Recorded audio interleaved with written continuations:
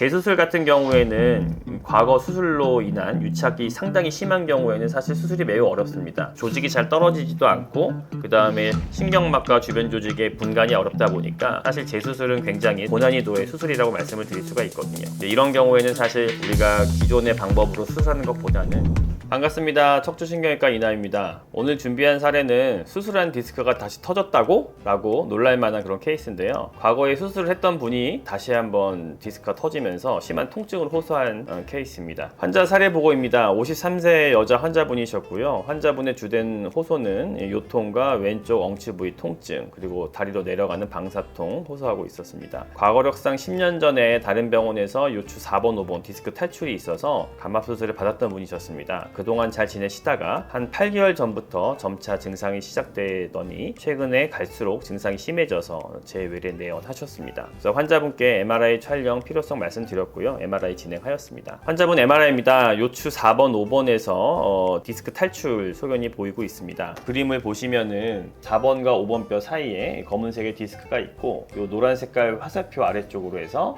검은색이 약간 튀어나온 부분이 보이는데요. 이 부분이 디스크가 다시 생긴 거죠. 단면도를 보면은 4번, 5번에서 왼쪽으로 어두운 색깔의 디스크가 돌출되어서 이 5번 신경을 누르고 있는 것이 관찰이 됩니다. 오른쪽은 이렇게 하얀 색깔의 음영에 신경이 자유롭게 보이고 있는데 왼쪽은 뭔가 색깔도 어둡고 뭔가 눌리는 듯한 양상이죠. 이런 경우에 우리가 이제 MRI를 보고 디스크 병변이 있다라고 이야기를 하고 있습니다. 진단은 재발성 디스크 돌출 4, 5번으로 진단을 하였고 우선 환자분이 마비가 있거나 뭐 통증 점수가 8.9점 그런 극심한 통증은 아니었기 때문에 약물 치료 및 물리 치료, 우리가 흔히 말하는 보존 치료를 먼저 시행할 수가 있어서 이 치료를 먼저 시행을 하였습니다. 환자분 지속적으로 제 외래에서 경과 관찰하였고요. 한 4개월 동안은 통증 조절이 잘 되어서 일상생활하고 지내던 중에 최근 2주 전부터 갑자기 증상이 심하게 되었습니다. 환자분이 통증 점수를 8점 정도로 말씀을 하고 계셨고 이 갑자기 심해진 통증으로 인해서 일상생활도 안 되고 보행도 안 되고 아무 일도 못할 정도로 아주 심한 통증 말씀하고 있었습니다. 이학적 검사상 아직 근력의 위압감은 없었지만 그 왼쪽 허벅지 뒤 더해서 발바닥까지 감각 저하 및 이상 감각증 소견 보이고 있어서 이런 경우에는 재발성 디스크가 더 악화되었을 가능성이 있습니다. 그래서 환자분께 설명을 드리고 MRI를 다시 한번 촬영을 하였습니다. 다시 시행한 MRI입니다. 사진을 보시면 4번, 5번에 있던 디스크가 이전 사진에 비해서 더 뒤로 튀어나와서 검은 색깔의 양이 더 늘어났죠. 그래서 이 뒤를 지나가고 있던 5번 신경이 더 압박을 받는 상태였고 단면도에서도 마찬가지로 이 기존에 튀어나왔던 정도가 더 심하게 뒤로 빠지면서 이 왼쪽 5번 신경이 더 압박받는 그런 소견을 보이고 있었습니다. 이전 MRI와 비교해 보면은 저명한 차이를 우리가 알 수가 있습니다. 그래서 환자분은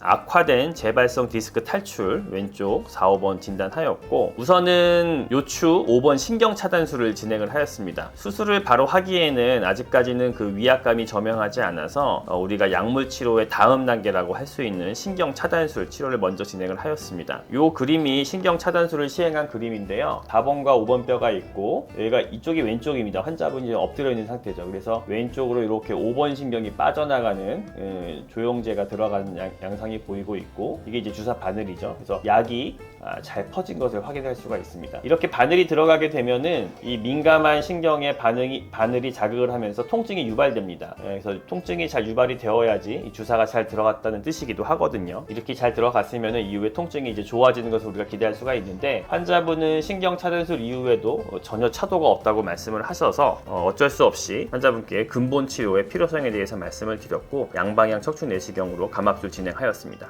내시경 사진입니다. 들어가서 봤을 때 환자분은 10년 전에 시행했던 수술로 인한 유착 조직이 먼저 관찰이 되었습니다. 4번 후궁뼈를 먼저 찾아서 유착 조직과 박리를 시작을 하였고 안쪽으로 들어가면서 신경막을 감싸고 있는 부분과 유착을 조심스럽게 박리해서 뼈 부분과 떨어뜨려 놓는 거죠. 재수술 같은 경우에는 과거 수술로 인한 유착이 상당히 심한 경우에는 사실 수술이 매우 어렵습니다. 조직이 잘 떨어지지도 않고 그 다음에 신경막과 주변 조직의 분간이 어렵다 보니까 수술하다가 신경막이 찢어지거나 뇌척 속에 새는 그런 합병증이 올 수도 있어서 사실 재수술은 굉장히 고난이도의 수술이라고 말씀을 드릴 수가 있거든요. 이런 경우 경우에는 사실 우리가 기존의 방법으로 수술하는 것보다는 이 화면에서 보시는 것처럼 양방향 내시경 수술로 접근을 하면 깨끗한 화면에서 주변 정상 조직과 유착 조직이 이제 구분이 되기 때문에 훨씬 더 안전하게 수술을 진행을 할 수가 있습니다. 박리를 더 진행하고 들어가면은 사진에서 보이는 것처럼 빨갛게 부어있는 요추 5번 신경이 관찰이 되고 그 안쪽에 튀어나온 디스크를 확인할 수가 있습니다. 이 사진이 그 탈출된 디스크를 제거하는 사진입니다. 이렇게 하얗게 보이는 부분이 그 수액이거든요. 이 수액이 터져서 요 5번 신경을 누르고 있던 거죠. 그래서 이 수액을